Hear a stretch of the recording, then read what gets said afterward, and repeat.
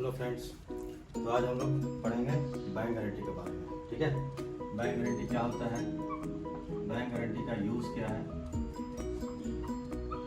और bank guarantee का purpose क्या है, और हम लोग कैसे इसको बैंक गारंटी ओपन करते हैं, उसमें क्या क्या प्रोसेस होते हैं, क्या क्या ऑब्लिगेशन इन्वॉल्व होते हैं, ये चीज़ हम लोग देखेंगे। ठीक है, बैंक गारंटी का सिंपल सा डेफिनेशन है कि कोई भी पार्टीज अगर इन्वॉल्व हो रहे हैं किसी कॉन्ट्रैक्ट में या किसी एक्सक्यूशन में, और जो भी कॉन्ट्रैक्ट पे काम करने को राजी हुआ है वो अगर डिफॉल्ट होता है तो बैंक या फिर गारंटर उसके बिहाफ पे उसका ऑब्लिगेशन फुलफिल करेगा। Obligation in the sense financial obligation, contractual obligation है वो।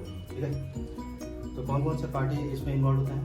इसमें 3 पार्टी मेन इन्वॉल्व होते हैं। ठीक है, एक होता है एप्लीकेंट, एक होता है बेनिफिशियरी और एक होता है गारंटर। तो एप्लीकेंट कौन होता है?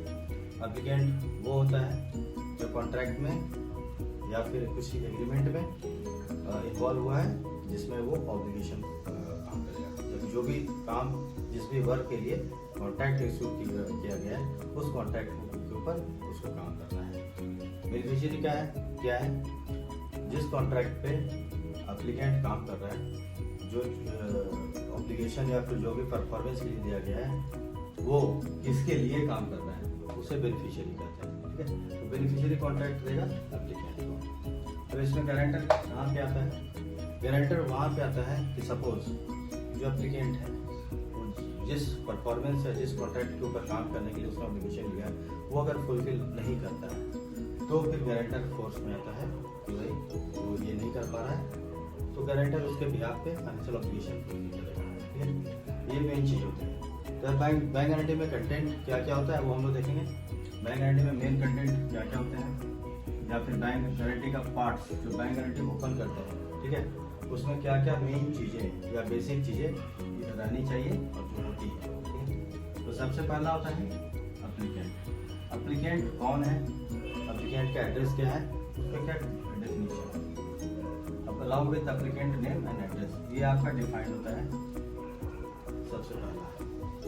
सेकेंड होता है बेनिफिशियरी का डेफिनेशन।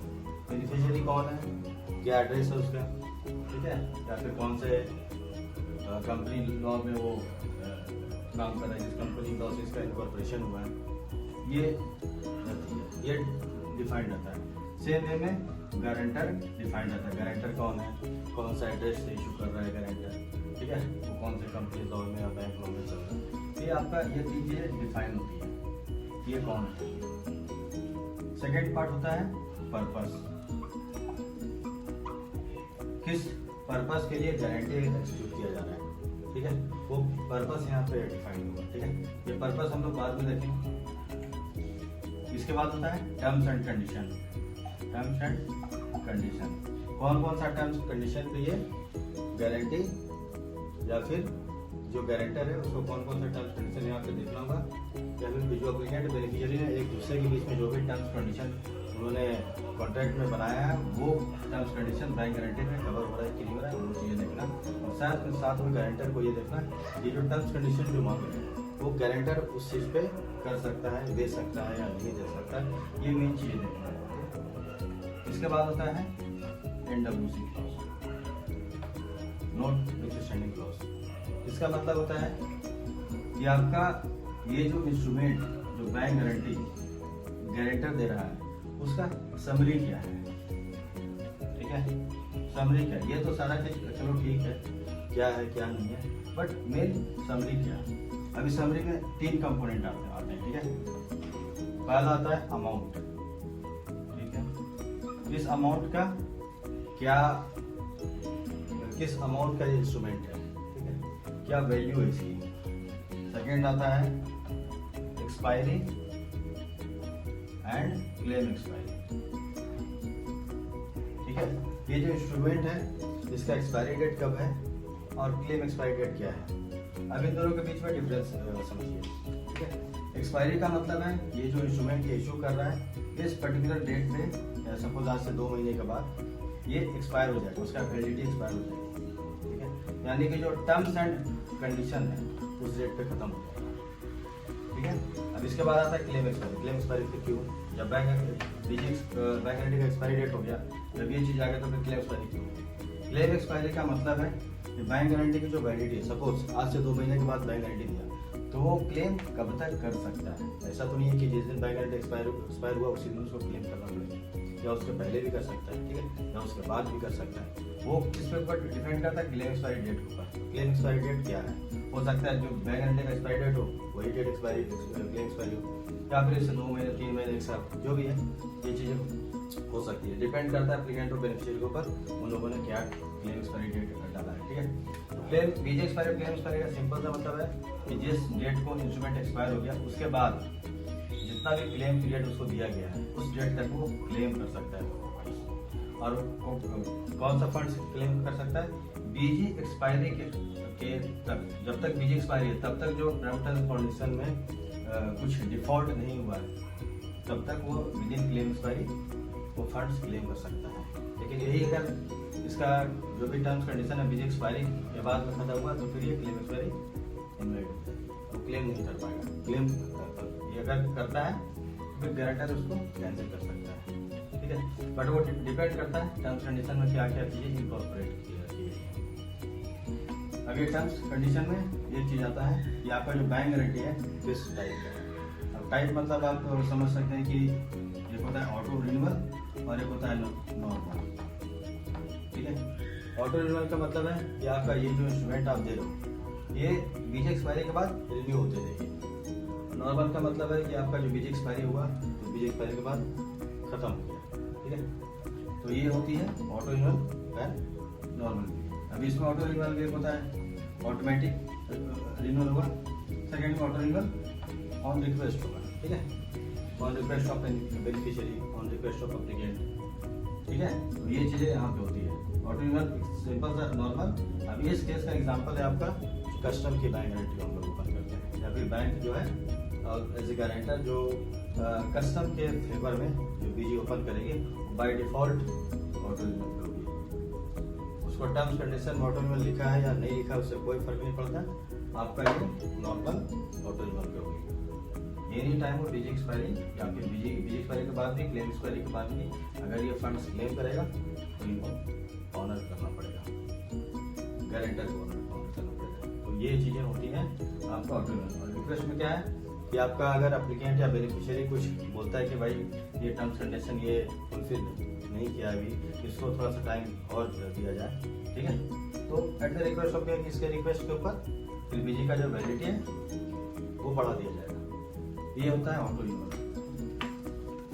अब हम लोग आते हैं पर्पस पे, जो मेन चीज है। अभी पर्पस में आपका जो है बीजी का क्लास डिफाइन होता है कि बीजी कौन कौन से क्लास की है। अब क्लास मतलब क्या हुआ, ठीक है। बीजी का क्लास हो सकता है आपका परफॉर्मेंस बैंक गारंटी और सेकेंड हो सकता है फाइनेंशियल बैंक गारंटी। ये दो तरह की गारंटी होती है, या तो परफॉर्मेंस होगा या फाइनेंशियल होगा। अब परफॉर्मेंस का मतलब क्या है, चलिए कॉन्ट्रैक्ट एग्जाम्पल से समझते हैं। सपोज एक एप्लीकेंट है और एक बेनिफिशियरी है, इन दोनों ने कॉन्ट्रैक्ट एक्सिक्यूट किया ब्रिज बनाने का, ठीक है, और ये ब्रिज बनाने का कॉन्ट्रैक्ट लिया। तो अभी क्या है कि ये जो है जो एप्लीकेंट है उस ब्रिज बनाने के लिए काम करेगा और बेनिफिशियरी को मिलेगा जो भी कॉन्ट्रैक्ट एक्सिक्यूट होने के बाद जो उसको रिजल्ट चाहिए वो उसको मिलेगा। तो इसमें क्या है कि भाई चलो ए काम करके इसको देगा, तो ये परफॉर्मेंस हो गया। तो ये किस क्लास में आ जाएगा, परफॉर्मेंस, ठीक है। अब इसी में आ गया कि भाई चलो आपने 100 करोड़ का कॉन्ट्रैक्ट दिया है, भाई 100 करोड़ में आपको ब्रिज बना के देना है, ठीक है। अभी 100 करोड़ में क्या होगा कि भाई मुझे जो है 10% एडवांस में चाहिए पैसे, कि आपके ऊपर काम करने के लिए मुझे बेसिक जो फंड्स चाहिए, या फिर जो भी 100 करोड़ का जो पेमेंट टर्म्स है उसमें एक उसने कंडीशन डाल दिया कि मुझे 10% का एडवांस चाहिए। तो अभी 10% का एडवांस वो क्यों देगा, 10 करोड़ का अगर बेनिफिशियरी एडवांस देगा तो ये सिक्योरिटी चाहेगा। तो ये हम लोग फिर बोलते हैं एडवांस बैंक गारंटी, ठीक है। यानी कि जब ये बेनिफिशियरी इसको रिक्वेस्ट देगा कि भाई मुझे बीजी चाहिए जो 10% का मैं पैसे रिलीज करूंगा, उसके बिहाफ पे मुझे सबसे पहले आपको बैंक गारंटी चाहिए। तो एप्लीकेंट क्या करेगा, गारंटर के पास जाएगा, बैंक के पास जाएगा, वो बैंक गारंटी इशू करके बेनिफिशियरी को देगा। और जब बेनिफिशियरी को जब वो परफॉर्मेंस ये गारंटी मिलेगी तो उसके बेसिस पे फिर ये फंड्स को रिलीज करेगा। अगर कल के दिन में अगर ये काम चालू नहीं करता है या कोई डिफॉल्ट करता है तो ये जो है गारंटर से फंड्स क्लेम कर सकता है। तो ये होता है। अब इसमें एक और भी होता है फैसिलिटी का। फैसिलिटी मतलब भाई क्रेडिट फैसिलिटी ले रहा है, ठीक है। क्रेडिट फैसिलिटी लेगा तो क्रेडिट फैसिलिटी भी क्या है, फाइनेंशियल ऑब्लिगेशन है। कल को अगर क्रेडिट फैसिलिटी उसने कुछ फैसिलिटी इसको दिया और वो उसको पे नहीं कर पाया तो फिर क्या होगा, पेमेंट करना पड़ेगा जो गारंटर है। तो ये भी आपका फैसिलिटी भी आपका परफॉर्मेंस फाइनेंशियल गारंटी में आ जाती है। परफॉर्मेंस में आपका सेम आपने देखा कि इसके ऊपर ये कर रहा है। यहाँ पे जब भी सबसे पहले कॉन्ट्रैक्ट जब एग्जीक्यूट करेगा तो क्या होगा, सबसे पहले बेनिफिशियरी टेंडर फ्लोट करेगा। अब उस टेंडर में फ्लोट करने के लिए 10 तरह के एप्लीकेंट हो गए, वो बीजी अप्लाई करेंगे तो वो हो जाएगी बिड गारंटी या फिर टेंडर गारंटी, ठीक है। अभी आपका क्या है कि बिड में पार्टिसिपेट अगर किया और पार्टिसिपेट करने के बाद इसको टेंडर मिलता है तो ये उसके ऊपर काम करेगा। तो ये क्या हो गया, परफॉर्मेंस गारंटी, ठीक है। अब ये टेंडर मिल जाने के बाद, ठीक है, अभी इसमें एक चीज़ और होती है, अर्नेस्ट मनी डिपॉजिट भी होती है, ईएमडी गारंटी होता है कि भाई अगर वो जो भी कॉन्ट्रैक्ट में एग्जीक्यूट कर रहा है या उसके ऊपर टेंडर में पार्टिसिपेट कर रहा है तो टेंडर में पार्टिसिपेट करने के लिए उसको कुछ मनी डिपॉजिट करना पड़ेगा। वो डिपॉजिट ना करके वो बैंक गारंटी डिपॉजिट करता है। तो ये भी एक तरह का परफॉर्मेंस बैंक गारंटी है, ठीक है। सेम में थर्ड आता है कि भाई इन्होंने ब्रिज बनाने का कॉन्ट्रैक्ट तो दे दिया, अभी एडवांस भी पैसा रिलीज कर दिया, कितने टेनर में बनाना है, तो सपोज 5 साल में बनाना है, तो 5 साल में ये बनाकर देगा, एप्लीकेंट बनाकर बेनिफिशियरी को देगा। ये हो गया परफॉर्मेंस बैंक गारंटी। तो ऐसे बीजी का टाइप्स होता है, क्लासिफिकेशन होता है, ठीक है। आगे चल के इसके और भी बहुत सारे टाइप्स होते हैं, वो आगे देखेंगे हम लोग। बट अभी जो मेन क्लास जो डिफाइंड है वो आपका परपस परफॉर्मेंस एंड फाइनेंशियल, और इसमें कौन सा परफॉर्मेंस है कौन सा फाइनेंशियल है वो पहचानना, ठीक है। हाँ, अभी एक चीज़ और है कि भाई जब भी बैंक गारंटी इशू की जाती है तो सबसे पहला ऑब्लिगेशन देखा जाता है बेनिफिशियरी के बिहाफ में, कि कोई भी इंस्ट्रूमेंट अगर किसी गारंटर ने दिया है तो उसका सबसे पहला ऑब्लिगेशन है कि जो भी बेनिफिशियरी का राइट्स है, ठीक है, उसके हिसाब से देखिए कोई वो ऐसा टर्म्स कंडीशन तो नहीं लिख रहा है जिससे बेनिफिशियरी को नुकसान इन द सेंस इसके बिना कंसेंट क्या कर सको, ठीक है। तो इसीलिए सब जब भी गारंटर देखेगा तो बेनिफिशियरी के बिहाफ पे या बेनिफिशियरी के साइड से देखेगा कि भाई जो भी बीजी में टर्म्स कंडीशन दे रहा है वो ले सकता है कि नहीं ले सकता है, दे सकता है या नहीं दे सकता, या फिर कुछ ऐसा क्लॉज तो नहीं डालना जिससे बेनिफिशियरी को कुछ ऑब्लिगेशन हो सकता है, ठीक है। अभी हम लोग बीजी में और क्या पार्ट होता है, पहला पार्ट होता है भाई इशू करना, ठीक है। दूसरा पार्ट है अगर कुछ अमेंडमेंट चाहिए अमेंड करना, ठीक है। तीसरा पार्ट होता है इन्वोकेशन या फिर इसी को हम लोग क्लेम बोलते हैं, ये होता है। उसके बाद चौथा होता है बीजी क्लोजर, बीजी को क्लोज करना। अब इशू करने में टर्म्स कंडीशन देखिए। अब अमेंडमेंट करने के लिए आपके पास है तो अमेंडमेंट 2 तरह के हो सकते हैं, सेम जैसे फाइनेंशियल है, ये सॉरी इसमें 2 तरीके हो सकते हैं, फाइनेंशियल अमेंडमेंट और एक टेक्स्ट अमेंडमेंट, फाइनेंशियल अमेंडमेंट और एक टेक्स्ट अमेंडमेंट। फाइनेंशियल में क्या हुआ कि भाई बीजी का डेट जो है आज से 2 महीने के बाद है उसको 6 महीने कर दो, वैलिडिटी बढ़ा दिया। टेक्स्ट अमेंडमेंट क्या है, कुछ क्लॉजेज मॉडिफाई कर दिया। अब जब भी आप क्लॉजेज मॉडिफाई करने को जाएंगे तो आप देखेंगे कि भाई कोई ऐसा क्लॉज तो नहीं डाला है कि गारंटर ने जो पहले जो इशुएंस के टाइम में जो टर्म्स कंडीशन दिया है उसको वायलेट तो नहीं करना है, ठीक है। अगर वो उसमें का चेंजेस मांग रहा है तो उसमें बेनिफिशियरी का कंसेंट आपके पास है या नहीं, ये देखना बहुत जरूरी है, ठीक है। अभी आप सपोज यहाँ पे आपका 1 लाख का बैंक गारंटी है, ठीक है, और आपके पास अमेंडमेंट के लिए है कि भाई आप बैंक गारंटी का वैल्यू बढ़ा के 50,000 कर दो। ऑब्वियस बात आपने इंस्ट्रूमेंट का वैल्यू ज़्यादा दिया है तो इसको कम करना है, लेकिन बेनिफिशियरी का राइट्स वहाँ पे खत्म हो जाता है। तो ये चीज़ें करने के लिए एक गारंटर क्या देखेगा, बेनिफिशियरी का उसका कंसेंट है या नहीं है।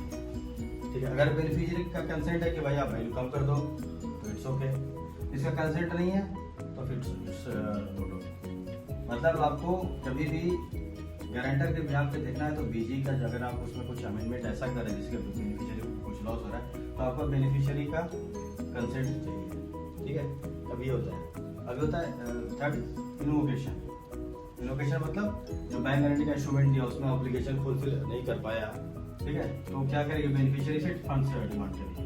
बैंक का ऑब्लिगेशन होता है, गारंटर का ऑब्लिगेशन होता है कि भाई अगर डिमांड किया है और आपने जो इंस्ट्रूमेंट उसको इशू किया है, बाद में अमेंडमेंट किया है, ये सारा टर्म्स एंड कंडीशन कंप्लाई कर रहा है कि नहीं कर रहा है। ठीक है, जो भी इन्वोकेशन ये डिमांड कर रहा है तो ये अभी कहाँ पे देखेगा, इशुएंस का कॉपी प्लस अमेंडमेंट का कॉपी, ये दोनों का जितना भी अमेंडमेंट इशू हुआ है, एक इशुएंस कॉपी और इसमें जितना भी अमेंडमेंट कॉपी हो वो सारा मिलाकर इनका टर्म्स कंडीशन है फुलफिल हो रहा है या नहीं हो रहा है। फुलफिल अगर हो रहा है तो पास करिए क्लेम, फुलफिल नहीं हो रहा है तो फिर इंटीमेशन भेजेगी इसको बेनिफिशियरी को, भाई आपका क्लेम ये टर्म्स कंडीशन पे प्रॉपर नहीं है।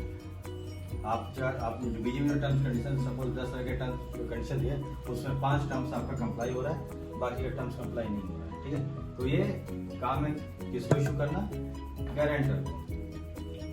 अभी सबसे लास्ट एंड आखिरी पार्ट है बीजी क्लोजर। बीजी क्लोजर में क्या है कि आपका सारा टर्म्स एंड कंडीशन फुलफिल हो गया, जो भी इसका कॉन्ट्रैक्ट ऑब्लिगेशन दिया था कॉन्ट्रैक्ट ऑब्लिगेशन हो गया, इसका फाइनेंशियल जो भी एप्लीकेशन था फाइनेंशियल पैसा उसको मिल गया, तो क्या करेगा बेनिफिशियरी बोलेगा भाई अपना काम हो गया, आप ये जो इंस्ट्रूमेंट आपने दिया है ये सारा रिटर्न कर रहा हूँ। ठीक है, तो ये रिटर्न कर देगी और ये फिर बैंक के पास आएगा क्लोजर के लिए। बीजी क्या करेगी, बीजी देखेगी आपका ओरिजिनल बैंक गारंटी है, बेनिफिशियरी ने रिटर्न कर दिया, इसने डिस्चार्ज लेटर इशू कर दिया है। ठीक है, तो बेनिफिशियरी फिर अपना एप्लीकेंट का कंसेंट लेकर बैंक गारंटी क्लोज कर देगी। ये हुआ आपका सबसे आखिरी क्वेश्चन। ठीक है, अभी बैंक गारंटी दो तरह की होती है, दो टाइप की होती है। ठीक है, एक होता है इनलैंड बैंक गारंटी और एक होता है फॉरेन बैंक गारंटी। ठीक है, इनलैंड बैंक गारंटी आप समझ सकते हैं with in India geography player है, और ये आउटसाइड इंडिया या फिर फॉरेन करेंसी में, फॉरेन करेंसी ओपन कर दिया। ठीक है, अब ये पहले बीजी ओपन करने के लिए गारंटर के पास बैंक के पास क्या क्या फैसिलिटी होनी चाहिए, या फिर एक एप्लीकेंट को क्या क्या चीज़ें चाहिए या फिर क्या क्या चीज़ें उसको सिक्योरिटी सबमिट करना पड़ेगा जिसके बेसिस पे उसको ये दोनों फैसिलिटी मिल पाए। ठीक है, तो सबसे पहला होता है कि आपका भाई 100% मार्जिन। ठीक है, margin the form of FD. क्या हुआ तो भाई आपको जो है 1 लाख का बैंक गारंटी इशू करना है तो आपको 1 लाख का एफडी जमा करना पड़ेगा। ठीक है, तो ये पहला हुआ। सेकेंड हुआ credit facility. Credit facility bank ने क्या किया, एप्लीकेंट को, जो भी एप्लीकेंट है उसको बैंक गारंटी की फाइनेंशियल फैसिलिटी देकर रखी है, सॉरी बैंक गारंटी की फैसिलिटी देकर रखी है। सपोज उसने 1 करोड़ का फैसिलिटी दे रखा है तो एप्लीकेंट क्या up to 1 crore bank guarantee वो ओपन कर सकता है। ठीक है, थर्ड होता है काउंटर गारंटी।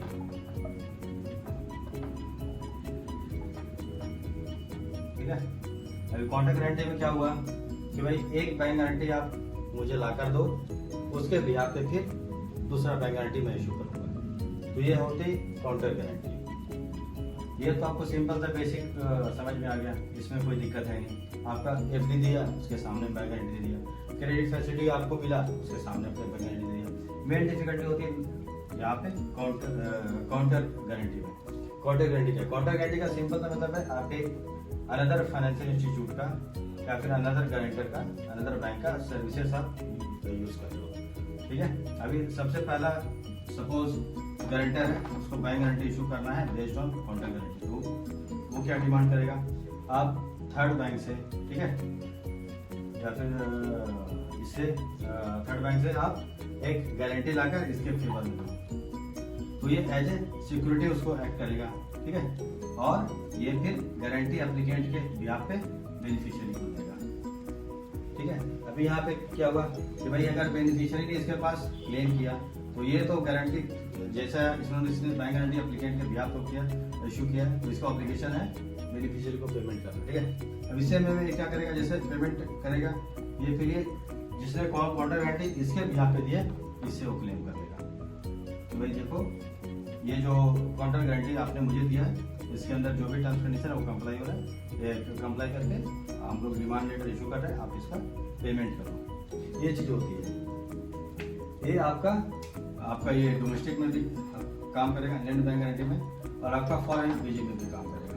ठीक है, फॉरेन बीजी में सबसे ज्यादा यूज फॉरेन बीजी में होता है काउंटर गारंटी का। डोमेस्टिक में भी यूज होता है बट सबसे ज्यादा यूज फॉरेन गारंटी में होता है। क्यों? क्योंकि फॉरेन गारंटी में एक जो बेनिफिशियरी है वो आपका जो इंडिया का ज्योग्राफी है उससे बाहर में मेनली। ठीक है, तो बाहर में तो ऑब्वियसली बात है वो जो गारंटर जो बेनिफिशियरी है जिस कंट्री में वो लोकेटेड है वो अपना लोकल बैंक का गारंटी ये करेगा, ज़्यादा सिक्योर फील करेगा। तो क्या करेगा, बोलेगा भाई मुझे मेरा जो लोकल बैंक है उसका गारंटी मुझे चाहिए, या फिर जिसके साथ मैं बैंकिंग कर रहा हूँ उसका मुझे बैंक गारंटी चाहिए।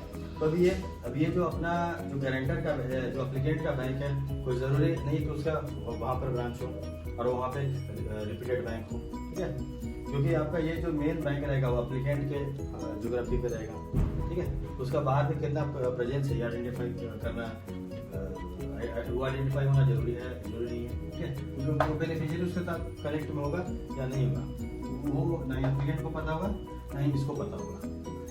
तो अब यहाँ पे क्या करेगा, जो लोकल उसका बैंक है उसका सर्विसेज यूज करेगा। तो अब यहाँ पे क्या करना पड़ेगा, जो एप्लीकेंट का बैंक है वो एक गारंटी देगा, काउंटर गारंटी देगा बेनिफिशियरी का बैंक को, और फिर बेनिफिशियरी का बैंक इशू करेगी बैंक गारंटी फर्दर बेनिफिशियरी को।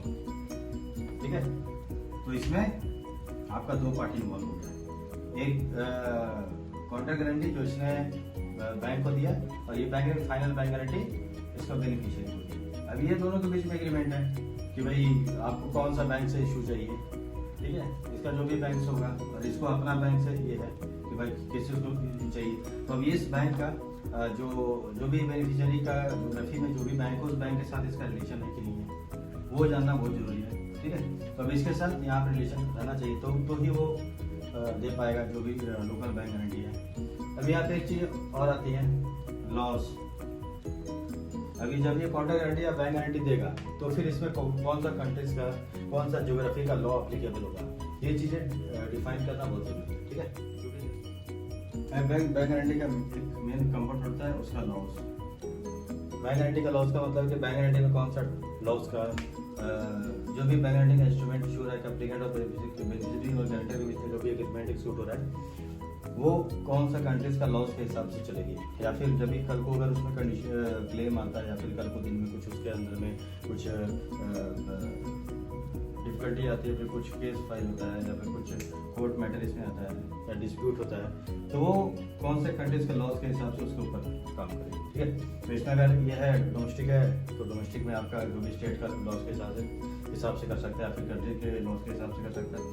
सेकंड में ओवरसीज है तो ओवरसीज में कौन सा लॉस के हिसाब से चलेगा, या इंडिया के लॉस के हिसाब से चलेगा या फिर फॉरेन कंट्री में जो भी बेनिफिशियरी लोकेटेड है उसके हिसाब से चलेगा। तो वो टर्म्स कंडीशन दे सकता है गारंटर या नहीं दे सकता वो उसके ऊपर है। ठीक है, तो उसके हिसाब से हो देगा। अभी यहाँ पे देखते हैं कि बैंक गारंटी जो भी इशू होता है वो किस फॉर्म में इशू होती है। दो फॉर्म में इशू होती है, एक पेपर फॉर्म में और एक ठीक है स्विफ्ट के फॉर्म में। पेपर फॉर्म में क्या है कि भाई जो भी गारंटी है एप्लीकेंट और बेनिफिशियरी के बीच में इशू हुआ तो पेपर फॉर्म में गारंटर ने इशू करके दे दिया। स्विफ्ट के फॉर्म में है कि आपका काउंटर गारंटी का सर्विस है यूज़ किया या फिर डायरेक्ट बीजू भी दे सकता है। ठीक है, तो ये दो तरीके से इशू होता है दो फॉर्म में, एक होता है MT760 और एक होता है MT767। तो ये दो फॉर्म में 767 ये होता है इशुएंस के लिए और ये होता है अमेंडमेंट के लिए। तो इस तरीके से बैंक गारंटी जो है इशू किया जा सकता है। तो दोस्तों आज हमने देखा बैंक गारंटी का पार्ट, बैंक गारंटी कैसे इशू करते हैं, उसमें कौन कौन सा पार्टी इन्वॉल्व होता है, क्या पर्पस होता है, क्या ऑब्लिगेशन होता है, क्या ड्यूटीज ऑब्लिगेशन होती है। तो ये सारी चीज़ें हम लोगों ने आज के दिन में देखा। ठीक है, थैंक यू।